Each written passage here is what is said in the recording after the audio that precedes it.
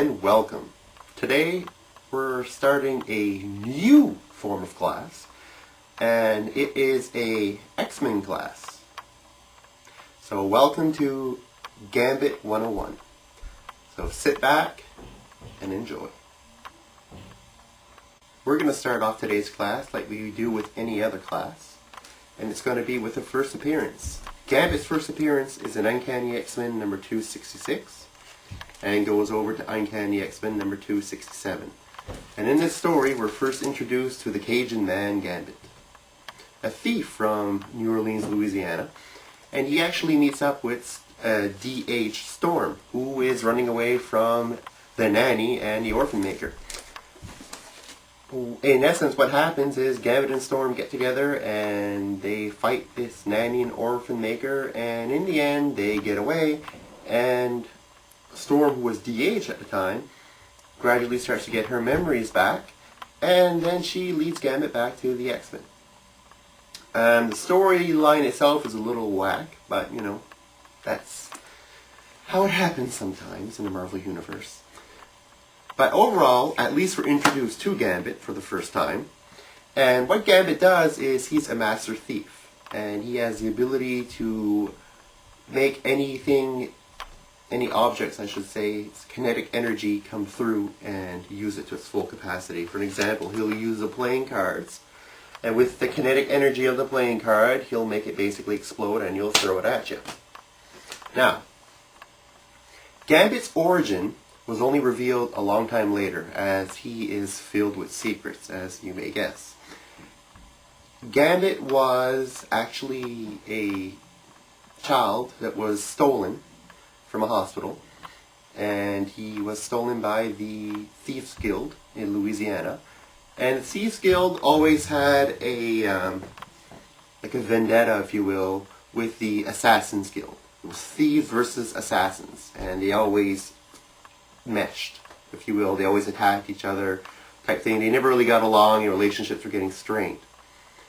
What's happening now is that Gambit, in order to try to bring peace to this seemingly disintegrated relationship between the two, marries the granddaughter of the Assassin Guild's head honcho, who is Belladonna. What happens is he marries her, and then Belladonna's brother gets mad and challenges Gambit to a duel, and Gambit kills Belladonna's brother during the duel, and then this causes him to be expulsed, if you will, out of the Thieves Guild. And that's when he leaves New Orleans and will later on find Storm. The important thing to note here is this all takes place in Gambit's miniseries. You can read about this. It's the way that it kind of reminds you of a Romeo and Juliet-esque type story. There's two different factions. They don't like each other. You get two people from each faction try to come together and get married, and it all goes to hell. That's kind of what happens. And Gambit will later on join the X-Men with the help of Storm, and he will actually fall in love with somebody else on the team. And he goes after Rogue. This is kind of an interesting relationship that builds here between the two, because as we all know through the X-Men movies, if you watch those, or if you read the comic books, you know right through there, is that Rogue can't touch anybody. Because naturally she could actually end their lives by touching them. That's one of her curses of her powers. And Gambit loves to touch. So, it's kind of funny to see these two together. And in this issue, it's actually their first date. This is X-Men number 24. It's the first date of Rogue and Gambit. Gambit always cared for Rogue a great deal, and he still does. And it's kind of hard for him to go into a relationship with her because he can't touch her, he can't do anything with her. And they discuss in this issue about how they're going to take love to an all-new level, because it'll be a love where it's not really a physical love. It's kind of nice to see him as a gentleman, take her out and all that. It's kind of neat. Gambit has always been shrouded in mystery, and something that's been hinted for a long time by Sabretooth was that Gambit had a secret. Now, unknown to the world what that secret was, finally in the Uncanny X-Men number 350, The Trial of Gambit, we finally find out what exactly this Cajun has been hiding for all these years from the X-Men. In this issue, we learn that Gambit was actually part of the Great Mutant Massacre. What happens is, when Gambit is thrown out of the Thieves Guild, and before he actually meets up with Storm for the first time in Uncanny number 266, he will meet up with Mr. Sinister. And Mr. Sinister will give him a little gift, if you will, in order for him to do him a favor. And the favor was to get together the biggest band of badasses, if you will, that he could. So he got together Sabretooth and another gang of mutants, which are called the Marauders. Now, in this issue, you'll see that Gambit is asked by Sinister one last favor, and that is to lead the Marauders into the underground tunnels to find what are called the Morlocks. And these are kind of like a deformed version of mutants. Well, they're not all deformed, but they're like the mutants living underneath the streets, if you will, that have sought refuge. Sinister wants them dead, and he sends Gambit to lead all of the Marauders down there to get them. Gambit doesn't know why he's leading them down there.